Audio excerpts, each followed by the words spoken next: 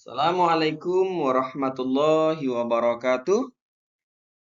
Anak-anak semua, berjumpa lagi dengan Pak Budianto. Tentunya kita masih dalam video pembelajaran kita pada tema fikih. Nah, baik anak-anak semuanya. Hari ini Bapak akan mengajarkan tentang sebuah materi yang sangat menarik. Nah, tentang sholat fardu. Nah, ini tentang apa ya? Hal yang paling pokok di dalam ajaran agama kita, yaitu adalah sholat. Nah, sebelum kita lanjutkan, Pak Budi ingin bertanya dulu, apakah anak-anak semuanya siap menerima pelajaran kita pada hari ini? Apakah anak-anak siap mendengarkan penjelasan-penjelasan tentang sholat fardu? Oke, baik, tentunya siap semua. Ya, anak-anak semuanya, kita lanjutkan pelajarannya. Kita mulai dengan Bismillahirrahmanirrahim. Kita lanjutkan ya. Nah, baik sebelumnya tentang pembelajaran sholat fardu, kita akan memahami dulu apa itu sebenarnya sholat fardu. Nah, ini dia. Sholat fardu itu anak-anak semua adalah sholat wajib bagi umat Islam yang biasanya kita kerjakan 5 waktu sehari semalam. Bapak yakin semuanya kita pasti sudah melakukan sholat fardu. Nah, sholat fardu. Ada 5 sholat fardu itu. Yang pertama adalah sholat subuh, yang kemudian selanjutnya adalah sholat zuhur, terus ada asar, maghrib, dan isya. Nah, anak-anak semuanya,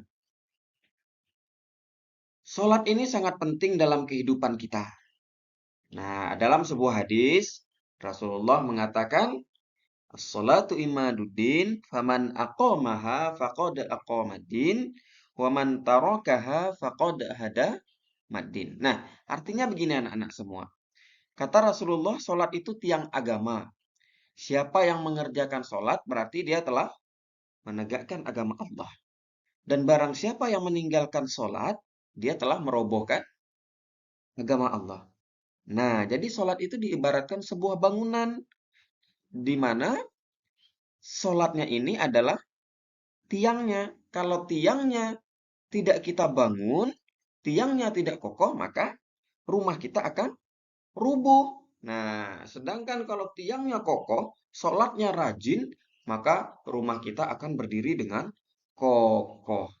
Agama kita akan berdiri dengan baik. Islam kita akan baik. Nah, itu sebagai pengantar. Jadi sholat fardu itu adalah sholat yang wajib. Tidak ada tawar-menawar lagi kalau sholat fardu ini. Kalau umpamanya kita tidak bisa berdiri, kita dibolehkan berbaring. Diperbolehkan duduk. Bahkan mengedipkan mata saja boleh. Harus dilaksanakan. Tidak boleh diwakilkan dengan orang lain. Nah, begitulah pentingnya sholat fardu. Ayo kita bahas satu persatu. Nah, yang pertama ada sholat subuh. Nah, saya yakin anak-anak semua pasti telah terbiasa melaksanakan sholat subuh. Walaupun agak berat. Ini termasuk sholat yang paling berat ya anak-anak semua ya.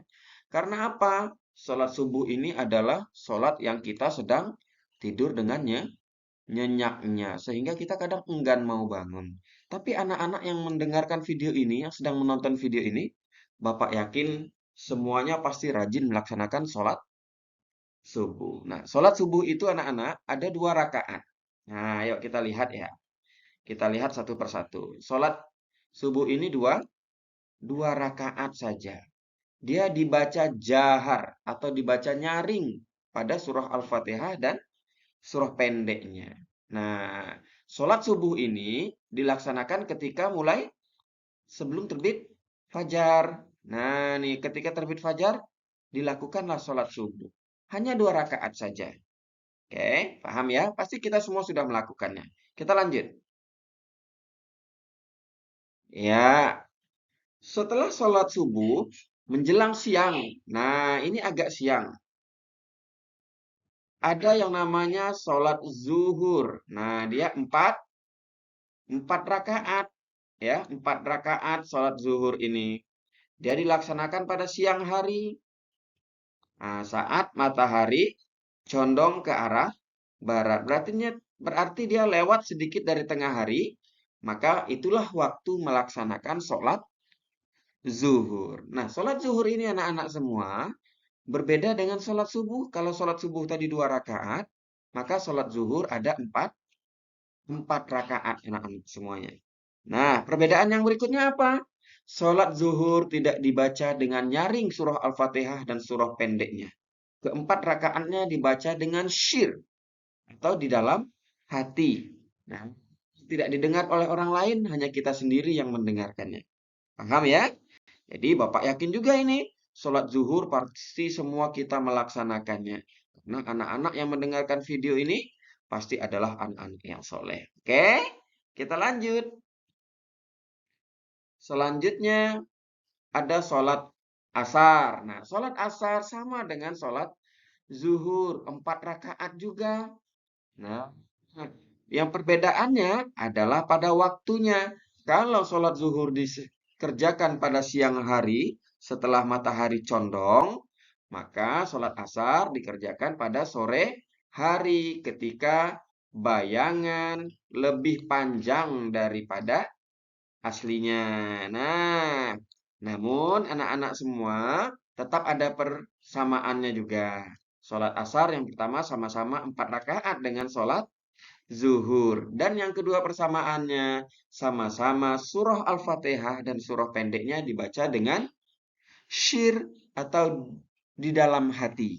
Nah, dan Bapak yakin juga nih, sholat asar pasti semua anak-anak soleh ini telah melaksanakannya. Oke, kita lanjutkan. Wah, ini dia. Ini kalau sudah mulai agak matahari terbenam dari sore menjelang malam, ada satu sholat namanya sholat maghrib. Nah, sholat maghrib. Sholat maghrib ini berapa rakaat? Nah, ini dia. Sholat maghrib ini ada 3 rakaat anak semuanya. Ya, 3 rakaat. Dia dikerjakan saat matahari terbenam. Nah, jadi begini anak-anak semuanya. Sholat maghrib memiliki sedikit persamaan dengan sholat subuh. Persamaannya adalah yang pertama, bacaan surah Al-Fatihah dan surah pendeknya, surah dalam Al-Quran dibaca secara jahar. Nah, jahar itu tadi apa? Iya, benar sekali. Jahar itu dibaca dengan nyaring, berbeda dengan sholat zuhur dan sholat asar yang dibaca di dalam hati. Diingat ya, sholat maghrib 3 rakaat dan dibaca nyaring bacaannya, bacaan surahnya. Oke, kita lanjutkan. Nah, ini adalah sholat yang kelima, ya, yaitu sholat Isya. Rakaatnya 4 sama dengan rakaat sholat zuhur dan sholat asyar. Tapi cara membaca surah pendeknya dan surah Al-Fatihahnya sama dengan sholat 4 tadi? Subuh dan maghrib. Iya benar, dibaca jahar. Oke. Nah, jadi bacaan jaharnya sama dengan subuh dan maghrib, sedangkan rakaatnya sama dengan zuhur dan asar. Sama-sama 4. Nah, ini dikerjakan kapan? Waktu awan merah hilang. Jadi setelah masuk malam. Nah, masuk malam. Maghrib sudah habis. Masuk malam ini ada namanya sholat, yaitu sholat Isya. Nah, oke, kita lanjut ya. Sampai di sini Bapak akan mengulang sedikit dulu. Mari kita ingat lagi, kita ulang lagi pelajaran dari awal tadi. Sholat fardu itu ada 5. Ada 5 ya anak-anak semua ya. Yang pertama adalah sholat subuh 2 rakaat. Baik, bagus. Yang kedua adalah sholat zuhur 4 rakaat. Selanjutnya yang ketiga benar, sholat asar itu 4 rakaat juga. Setelah itu, sholat maghrib 3 rakaat dan sholat isya 4 rakaat. Oke, kita lanjutkan. Nah, ini yang terpenting. Jadi anak-anak semuanya, sholat fardu itu hukumnya adalah wajib. Jadi tidak boleh kita tinggalkan sama sekali. Karena dia tidak boleh digantikan oleh orang lain. Kita sendiri yang harus melaksanakan sholat ini. Kalau kita tidak bisa berdiri melaksanakannya, kita boleh duduk. Bisa juga duduk, boleh sambil berbaring. Tak bisa juga berbaring, boleh sambil menggerakkan jari-jari saja. Tak sanggup juga, boleh dengan mengedipkan mata saja. Begitulah pentingnya sholat ini, sehingga tidak ada tawar-menawar lagi. Harus dilaksanakan. Oke. Yang kedua, kalau ditinggalkan dia akan berdosa. Nah, begitulah pentingnya. Dan yang terakhir adalah bahwa sholat fardu lebih baik dikerjakan secara berjamaah. Karena pahalanya sangat besar. Nah, anak-anak semuanya, kalau kita ingin disayangi Allah dan Rasul Muhammad SAW, maka harus rajin melaksanakan sholat fardu atau sholat wajib. Baik anak-anak semuanya, itu saja pelajaran kita hari ini.